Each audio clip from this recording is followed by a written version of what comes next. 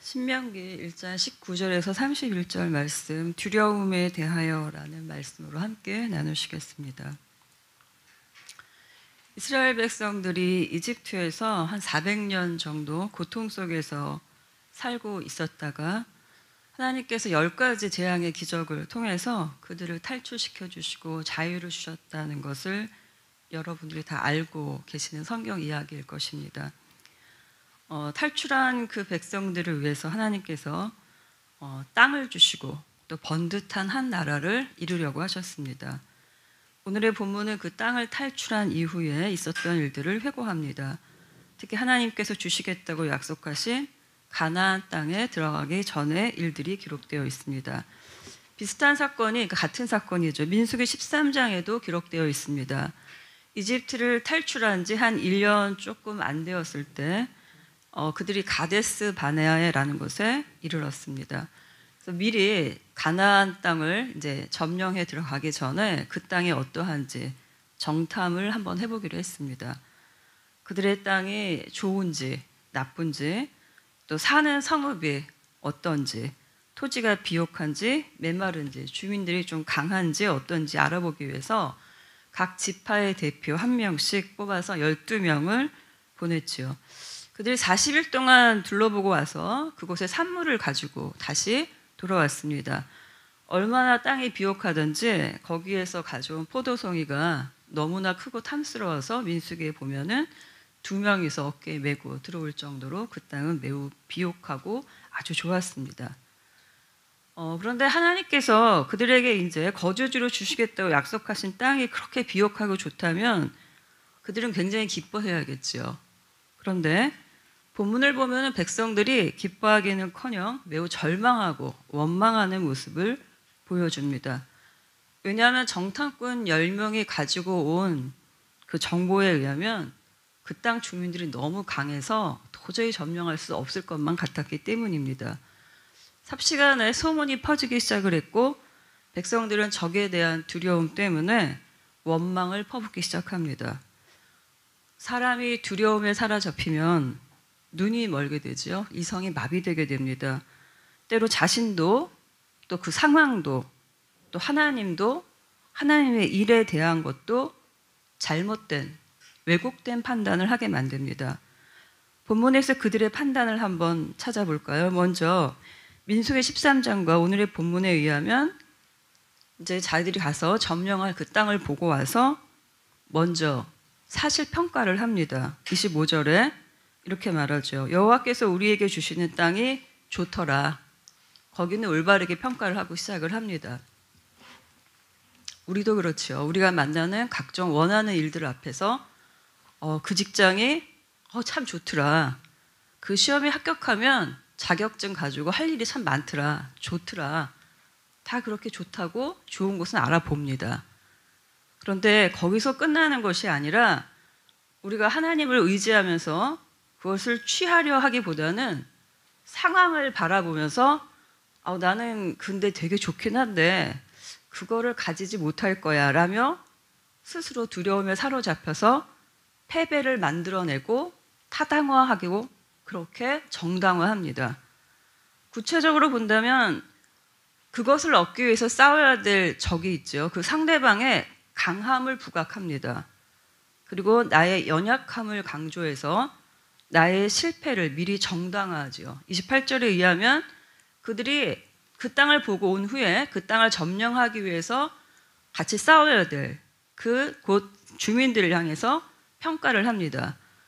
그곳 사람들이 우리보다 훨씬 힘이 더 세고 키가 더 크다. 우리가 가서 공략해야 될 그 성읍은 아주 성벽이 높아서 하늘에 닿을 듯하다. 우리가 도저히 돌파할 수 없을 것 같다. 또 거기에 사는 주민들은 엄청나게 거대한 신장과 강한 힘을 가졌다고 알려진 그 당시에 굉장히 압도적인 피지컬과 전투력을 가졌다고 알려진 안악 자손들이다. 그리고 자기들은 굉장히 거기에 비하면 약소하다. 이렇게 평가합니다. 민수기 본문에서는 이렇게 얘기를 하죠. 그런데 우리는 마치 메뚜기 같아. 이렇게 평가를 합니다. 그리고 그 일이 내가 저건 갖고 싶지만 너무나 강해 보여 라고 하면서 성공하지 못할 것이라는 것에 대한 나름의 타당한 결론을 내립니다. 28절에 이렇게 얘기하죠. 야, 그 점령, 그 정복 전쟁은 무모한 일이야 라고 평가를 합니다. 하나님께서 이미 주셨다고 말씀하셨음에도 불구하고요. 우리도 살다 보면 그럴 때가 있습니다. 어떤 일을 맞닥뜨리면요, 그 일이 이루어지면 참 좋겠는데 내 믿음의 수준을 생각해 보니까 참 한심하죠. 내가 나를 너무 잘 아니까. 상황이 참 두려워지기 시작합니다.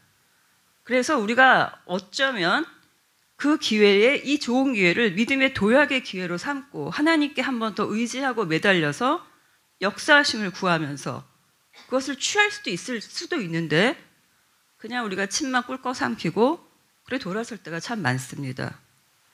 그 시험이 얼마나 어려운데 되면 참 좋지만 경쟁률이 얼마나 치열한데 내가 뭘 할 수 있겠어.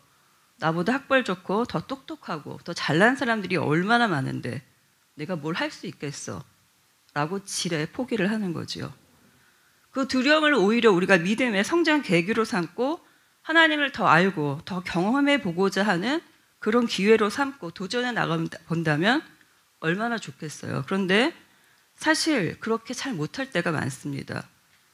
그런데 생각해 본다면 하나님께서 우리가 만약에 도전할 만한 어떠한 가치 있는 것 앞에 그냥 주저앉아서 절망하면서 포기하는 것보다는 좀 무모해 보여도 하나님을 믿고 자신에게 구하며 나오는 것을 훨씬 더 원하실 것이라는 생각을 합니다.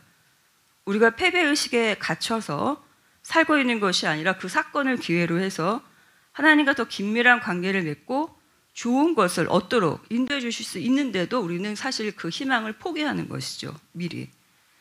어쩌면 우리가 그렇게 한번 도전해 봤는데 이번 기회에 안 될 수도 있습니다. 현실적으로. 그러나 그런 과정을 통해서 내가 부족하고 좀 모자라 보여도 하나님을 믿고 도전해 보려고 노력한 것을 아시는 주님께서 그 과정에서 나에게 믿음의 성장을 할 수 있는 은혜를 주십니다.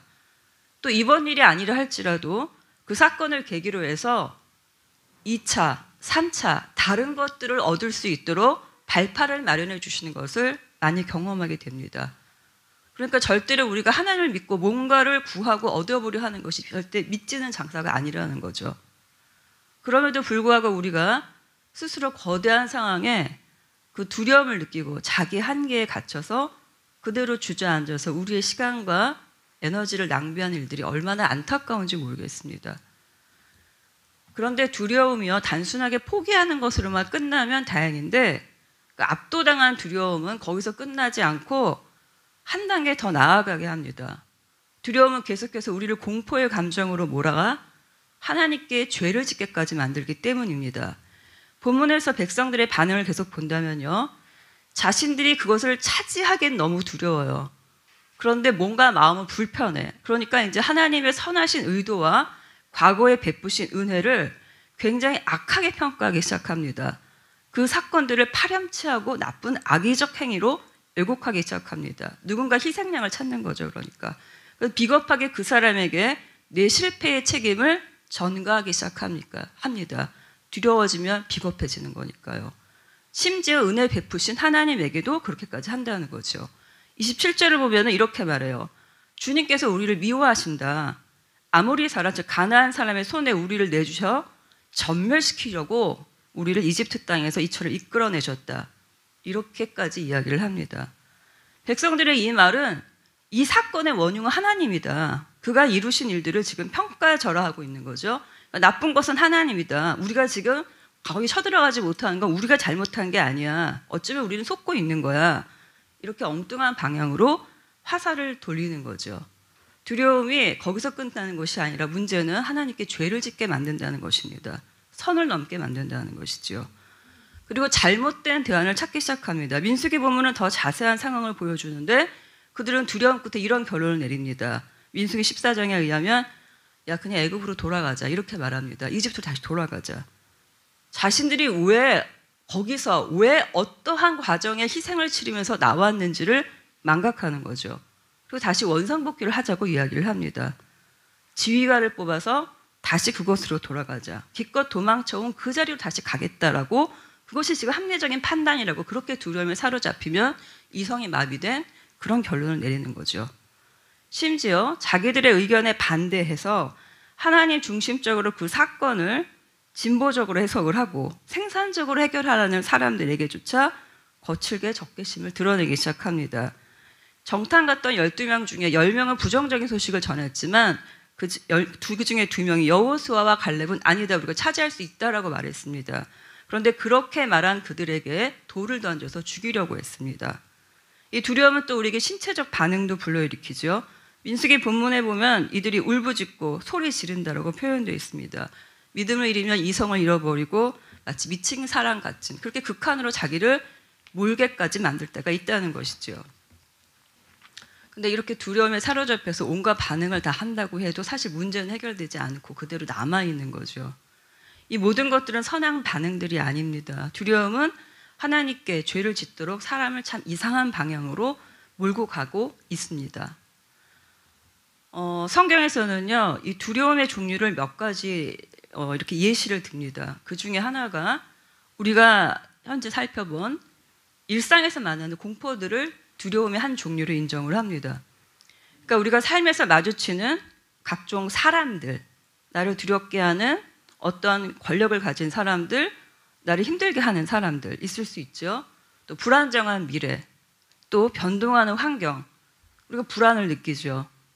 그런 일상의 삶도 성경에서 말하는 두려움의 종류에 들어갑니다. 오늘의 말씀에 보면 1장 19절에 그들이 지나가는 공간을 뭐라고 표현하냐면은 그 크고 두려운 광야, 그 크고 무서운 광야라고 표현합니다. 우리가 살아가는 삶의 이 정황들과 이 삶의 공간이라는 것이 크고 두렵다라고 이야기를 하는 거죠. 즉 성경은 우리의 두려움을 무시하지 않습니다. 없다라고 말하지 않지요. 그 두려움의 존재를 인정합니다. 실제로 우리의 삶에서도 우리가 날마다 느끼고 있지 않습니까? 우리가 살면서 참 많은 걱정들을 하면서 두려움을 살아갑니다.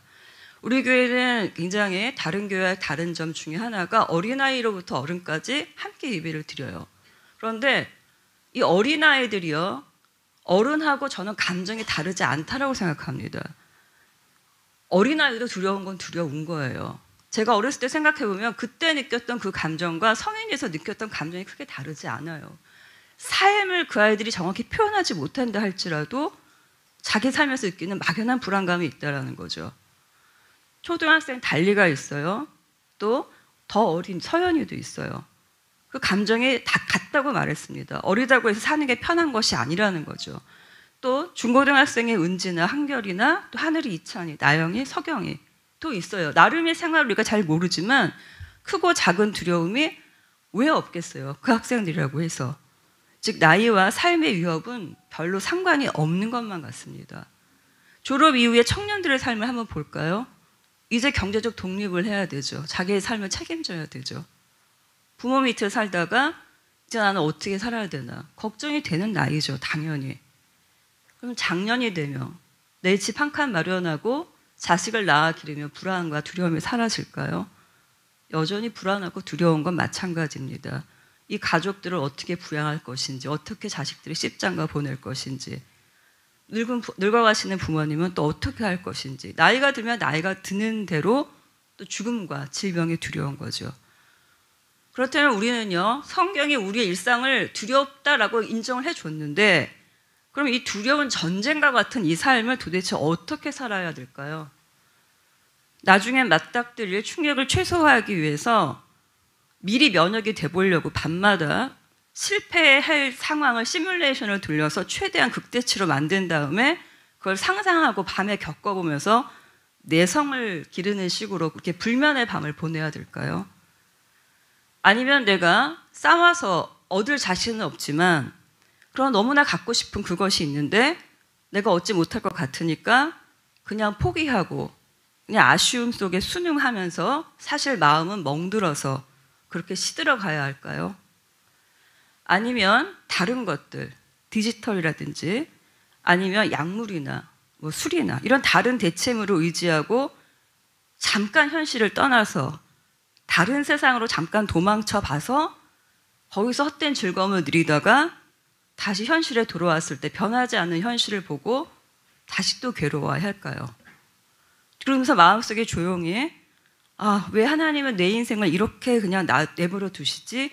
라고 아무도 모르는 원망을 속으로 조용히 하고 있지는 않을까요, 우리는? 만약에 우리의 삶이요 그렇게만 끝나기를 원하신다면 하나님께서 오늘의 말씀을 우리에게 주시지 않으셨을 것 같습니다.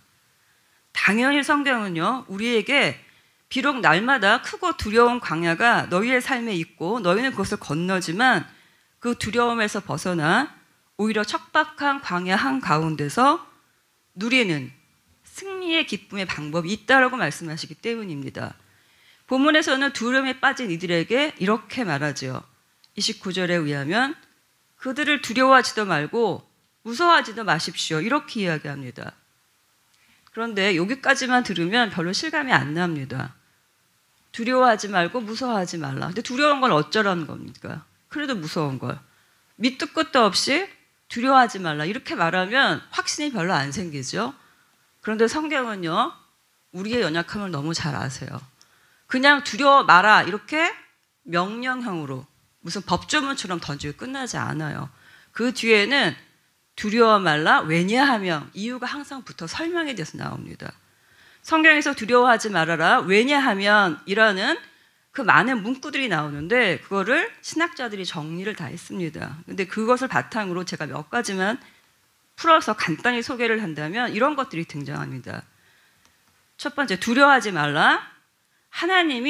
왜냐하면 하나님이 함께 하신다라는 그 임재의 확신과 보증의 공식들이 성경에 많이 등장합니다.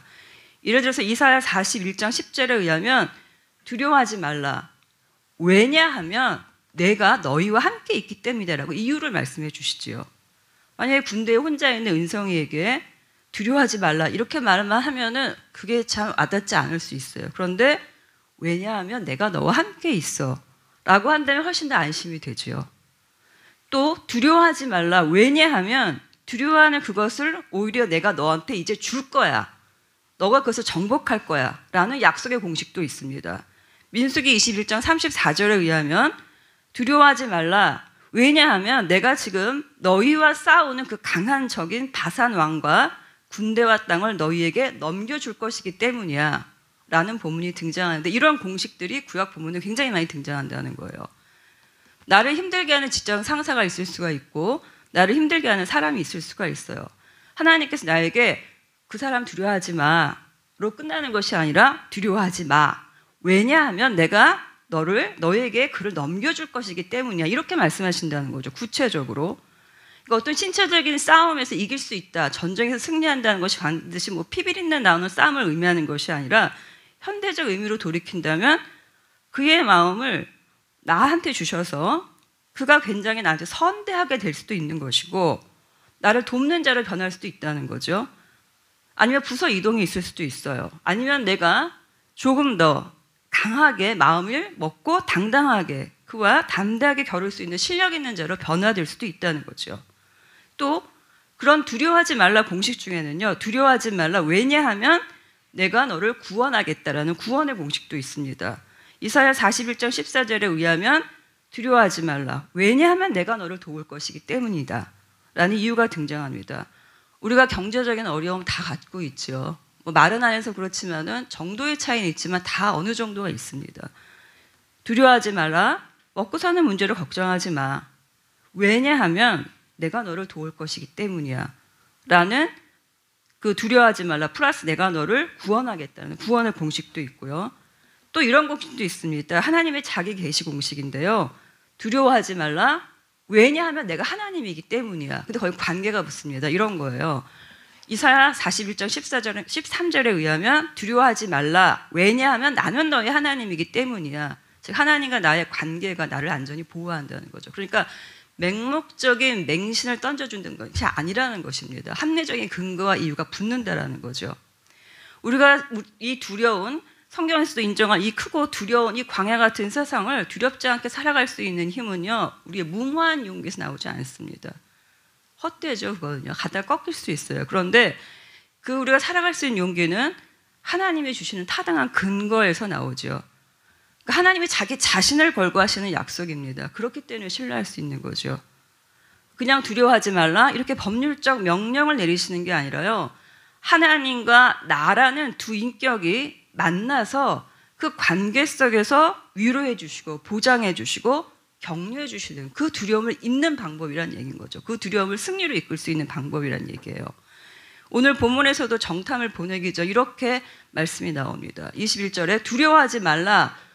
그렇게 끝나지 않아요. 그 뒤에 이유가 붙어요. 왜냐하면 하나님이 이미 이 땅을 주시겠다고 조상들에게 약속을 하셨기 때문이야. 그러니까 두려워하지 마. 이렇게 이야기가 진행이 됩니다. 29절 이하에서도 그 백성들의 반응을 보고 두려워하지 마로 끝나는 것이 아니라 이유가 나와요. 하나님께서 우리를 이집트에서 탈출시켜 주셨고 과거부터 현재까지 계속 우리를 위해서 대신 싸워주시고 돌봐주시고 임재해 주시기 때문에 두려워하지 말라. 이렇게 이유가 나온다는 거죠.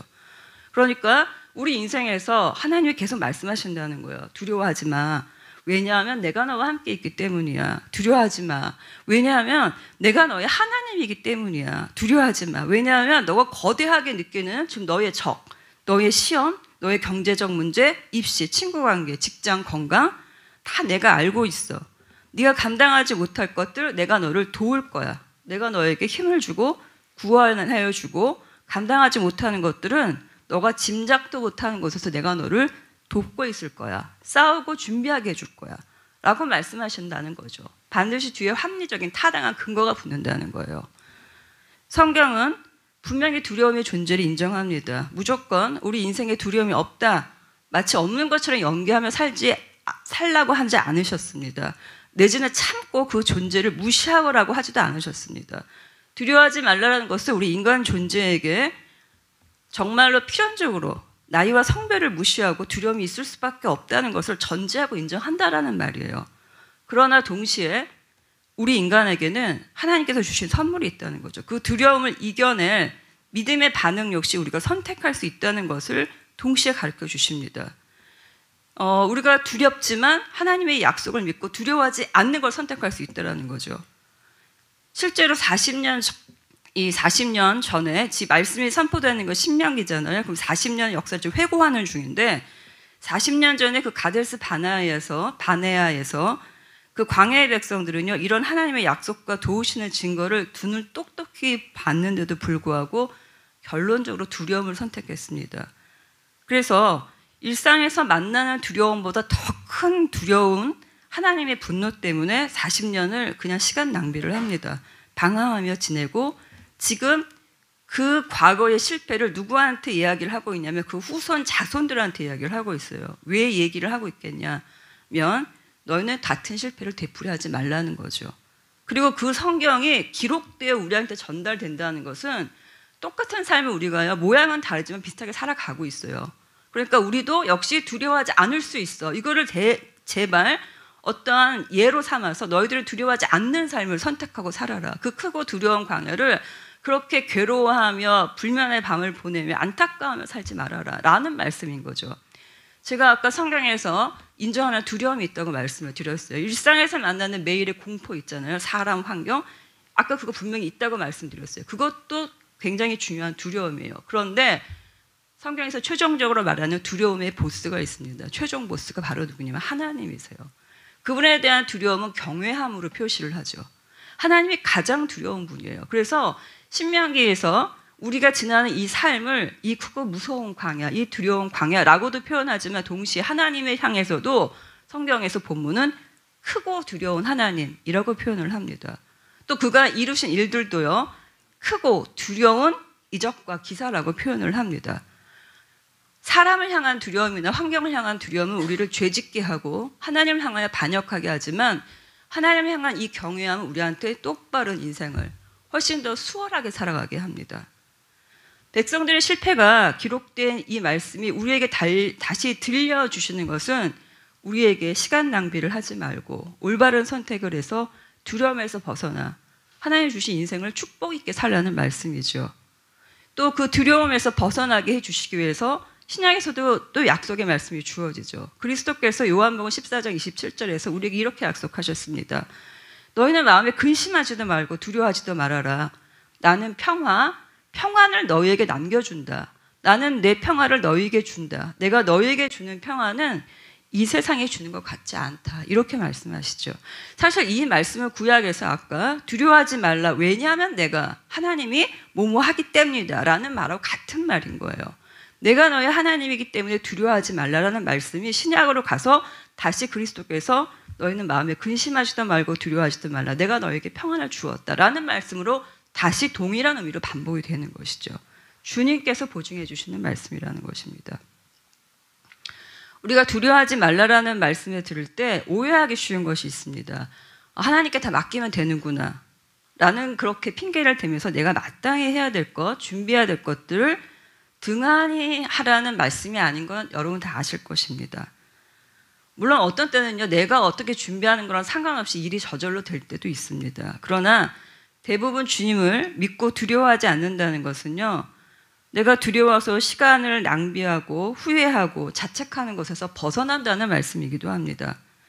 그래서 회피하고 책임 전가하고 누군가를 희생양 삼고 그에게 퍼붓고 또는 스스로 자책하고 그래서 생산적으로 시간과 에너지를 쓰지 못하고 어디로 도피해버리는 것이 아니라 내게 주어진 시간을 굉장히 효율적으로 사용해서 내가 그것들을 준비할 수 있게 해준다는 말씀과도 같은 말씀이죠.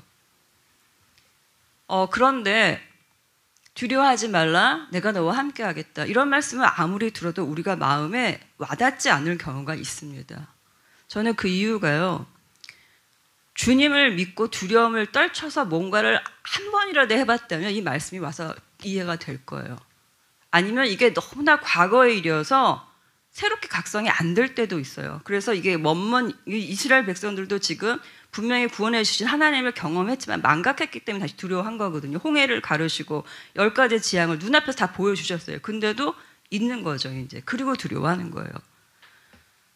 만약에 여러분 중에 하나님을 뭔가 의지해서 뭔가를 이루어본 경험이 없어서 이것이 다 헛된 말처럼 들릴 때 한번 이렇게 생각을 해보시기 바랍니다. 비행기를 본 적도 없는 사람은요, 누가 무거운 그 철덩어리가 하늘을 나른다라고 말할 때 믿어지지 않아요. 자기가 경험해보지 않았기 때문에. 근데 한번 타보게 되면 그렇게 될 수 있다는 걸 인정하게 되고 자기가 살았던 그 세상하고는 다른 세상을 경험하게 된다는 거죠. 만약에 내가 이 경험이 한 번도 없다면 절망에 빠져 있기보다는요, 아주 작은 믿음의 승리를 한 발자국이라도 좀 떼보시기를 원합니다. 그러니까 너무 큰 그림을 내가 처음부터 모세처럼 할 수는 없어요. 작은 단계부터. 오늘 일단 여기까지만. 한꺼번에 너무 큰 그림을 그리지 말고 내가 할 수 있는 만큼 오늘은 여기까지만 해도 믿음의 진보를 해보자.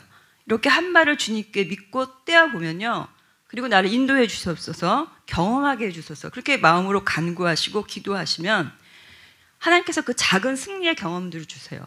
그런데 우리의 인생은 그 작은 승리의 경험들이 쌓여서 큰 믿음을 이루는 것이거든요. 그 작은 승리의 경험들이 우리에게 다음에 한 발을 내딛게 만듭니다. 그래서 더욱더 믿음의 세계를 우리를 인도하게 만드는 거죠. 그래서 믿음의 세계에서는요, 가진 자가 사실 더 많이 가지게 돼요. 왜냐하면 그 맛을 아니까, 그게 뭔지를 아니까 포기하지 않고 해본 사람이 더 잘 할 수 있게 된다는 거죠. 그 결과, 그 열매를 따는 기쁨을 맛보았기 때문에 도전할 수 있는 것입니다. 또 내가 아주 오래전에는 그런 기억이 있는데 지금은 좀 와닿지 않다라고 한다면 다시 일어서시기를 원합니다. 우리가 과거에 하나님 만났던 경험 훈장처럼 달고 삽니다. 그런데 중요한 건 지금 내가 하나님을 만나느냐예요. 과거에 우리가 아무리 잘 나갔던 사람이 지금 초라한 몰골로 내가 양년에 얼마나 잘 나갔는지 알아? 이런 말 할 때 우리가 느끼는 감정들 있잖아요. 안쓰럽게 느끼는 마음들. 그런 마음들이 믿음의 영역에서도 비슷하다고 생각을 합니다. 다시 일어서시기를 원합니다. 말씀을 정리하겠습니다. 우리의 삶이 굉장히 크고 두려운 광야와 같은 삶이죠. 우리는 여기서 많이 실패하고 좌절할 수 있습니다. 두려움 때문에 포기하고 또 주저앉고 싶었을 때도 있었을 것입니다. 어쩌면 그 상태에 지금 계속 머물러 있는 분들도 계실 것이고 머물러 있는지조차 모르면서 머물러 있는 분들도 계실 것입니다. 그런데요, 우리의 삶은요, 실패한 어제의 삶 또는 실패할 것 같은 오늘의 삶, 그렇게 단 하루로만 끝나지는 않아요. 우리의 삶은 한순간 한순간 모여서 커다란 태산을 이루죠. 그러니까 오늘까지 내가 실패를 했어도요, 우리의 날들이 남아있는 날들이 아직 많다는 거예요. 다시 일어설 수 있는 기회가 있다는 이야기인 거죠. 우리의 삶을 하나님께서 계수하실 때 전체적인 총합을 보시기도 한다는 것을 기억하시기를 원합니다. 그리고 그 과정을 하나하나 붙드시는 하나님이 우리의 삶을 인도해 주신다는 것이죠. 그러니까 삶의 긴 여정에서 잠깐 넘어졌다 할지라도 포기하지 마시고 다시 일어나시기를 원합니다. 나의 가데스 바네아에서 내가 나의 안악자손을 만나서 무너져 있다면 힘을 내셔서 다시 주님을 의지하시기를 원합니다. 거기서 도망가셨습니까? 그렇다 할지라도 다시 용기를 한번 내보세요. 왜냐하면 다시 도전해보아도 아까 드린 말씀처럼 하나님께 믿음의 도전을 한다는 것은 절대로 요만큼도 손해를 보는 일이 아니기 때문이라는 것입니다. 하나님이 보증하시는 두려워하지 말라, 나를 믿고 의지하고 일어나라라는 약속의 말씀이 있잖아요. 근데 그 말씀을 하신 사람이 누구냐면요, 우리 부모님도 아니고 나 자신도 아니고 하나님이시라는 거예요. 무슨 보증이 더 필요하겠어요? 하나님이 말씀하셨는데 어떠한 보증자가 더 필요하겠어요? 거기에 대해서. 그분을 믿고 두려움에서 벗어나서 한 걸음이라도 내 삶을 진보해 보기를 원하신다면 하나님께서는 비록 그가 유치원생이라도 그 수준에 맞게, 초등학생이라도 그 수준에 맞게, 청년이라도 또 장년이라도 노년이라도 그 수준에 맞게 차별 없이 이끌어 주실 것을, 그래서 큰 은혜와 풍요로움을 주실 것을 저는 믿습니다. 여러분도 그 믿음을 함께 누리시기를 원합니다. 아멘.